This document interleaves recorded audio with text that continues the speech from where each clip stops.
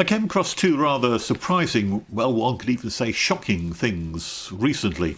One was a letter to the MHRA. The MHRA is the Medicines and Healthcare Products Regulatory Agency. Of course, they oversee the vaccines which are being put out to many people. And this letter was really a report to the MHRA from an independent company or independent consultancy. Let me read you some parts of the letter which I think you may find as equally shocking as I do. This is addressed to the head of the MHRA. This is how the letter begins. Dear Dr. Rain, as the Director of the Evidence-Based Medical Consultant Limited and EBMC Squared CIC, I am writing to share with you this urgent preliminary report on the yellow card data up to the 26th of May 2021. Yellow card data, you will recall, is the data which is an early warning system which all doctors and medical people, when you have an adverse reaction to a drug of some kind, they fill out a yellow card and they send it into this MHRA. And it gets logged centrally so that people can track very effectively if adverse reactions are taking place and hopefully intervene to stop them from taking place very soon. Well, there's a report here on the yellow card data up to the 26th of May 2021. Goes on. The COVID-19 vaccines were rolled out in the UK on the 8th of December 2020. As of the 6th of May 2021, nearly 39 million people have received their first dose of the COVID-19 vaccine, and 24 million have received both doses. Sufficient data has now accumulated to get a good overview of the adverse drug reactions, or the ADRs as they're known. In total, there have been 1,253 deaths following vaccinations. That's in the UK. And that was a number I particularly found shocking. 1,253 deaths following vaccination. In order better to understand the nature of these events, they categorised them into 6 broad categories. One was bleeding and clotting, one was immune systems, another one was pain, another one was neurological, another one was due to loss of sight and hearing and so on, another one was pregnancy in ADRs. Let me just run through just some of the highlights of some of the statistics of what the number of people who were affected adversely after they had a COVID vaccination. It's not split up this into whether it's AstraZeneca or Moderna or Pfizer, but this is the sum total of what happened to some people after the vaccination.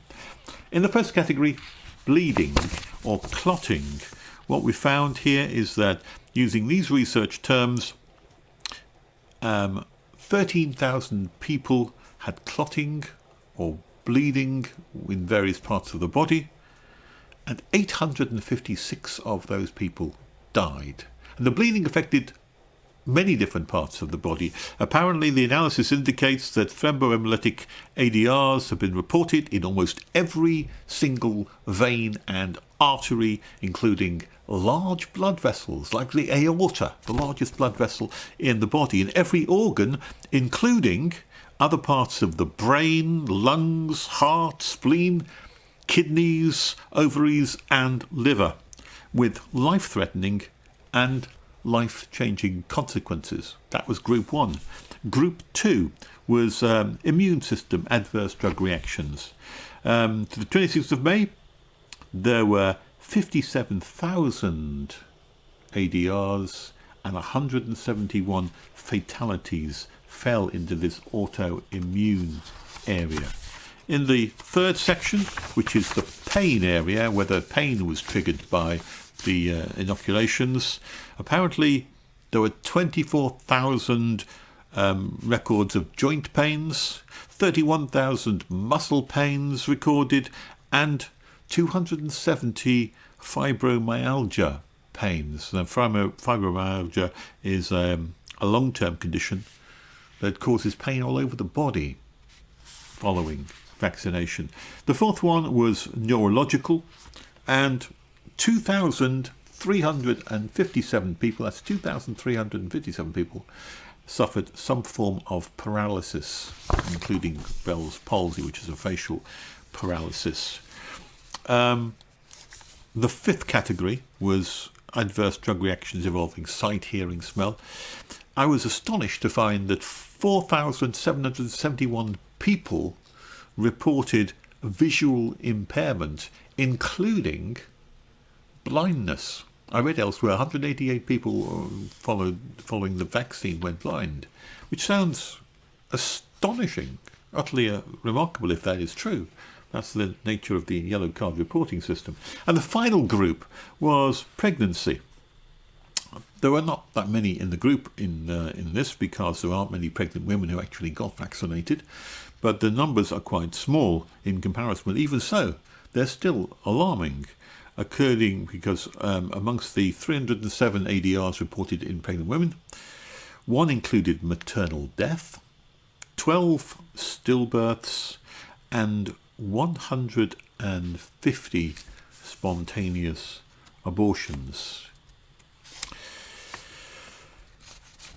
The letter goes on, or the report goes on to say the report's not comprehensive. The analysis of the yellow card data is still going on. But they do require and ask for three particular things. They will have three urgent questions which they want to ask of the MHR. And that is question number one. How many people have died within the 28 days of vaccination? We all know how many people die from the COVID on a 28-day cycle, because we hear that almost every day. How many people have died within 28 days of vaccination? Something we never hear, but which ought to be open and transparent also. 2, how many people have been hospitalised within 28 days of vaccination? How many people have to spend time in hospital to recover from whatever the cause has been? And how many people have been disabled, thirdly, by the vaccination? This is data which all comes from the yellow card reporting system. All of this data is available on the government website. I'm not telling something which has been hidden away somewhere. Well, it's only hidden away because people don't go looking for it. But this group and Dr. Tess, Lawrie, has actually done the digging and dug out all the cases and classified them to find out just what the situation is. How many people are affected adversely by the vaccine itself? Something which is not mentioned very much, but which is nevertheless solid data presented on a government website. I'm certainly not against vaccination, and I've certainly had my children vaccinated from various different illnesses and such like. But I would have to say that these are the kind of things which at least allow you to raise serious questions as to the adverse reaction data which is being produced. But I said there were two things which were a surprise to me. And the second thing, and I'll finish with this, is why is none of this publicised? Why does this not reach the mainstream media? Why do you not read about that in the Daily Mail? Why do you not read of so many 1,200 people have died following the vaccination? I think probably the answer is probably quite obvious, and that is that because it would dissuade people from being vaccinated, which is the very last thing that the government or the state wants to do. However, one has to say that one can only genuinely undertake something like a vaccination if one is fully informed of the full circumstances and the adverse drug reaction rates and those kind of things.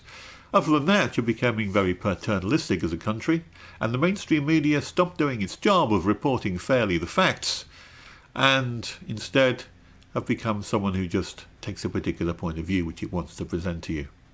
Then again, perhaps I shouldn't have been so surprised by the second of those two things.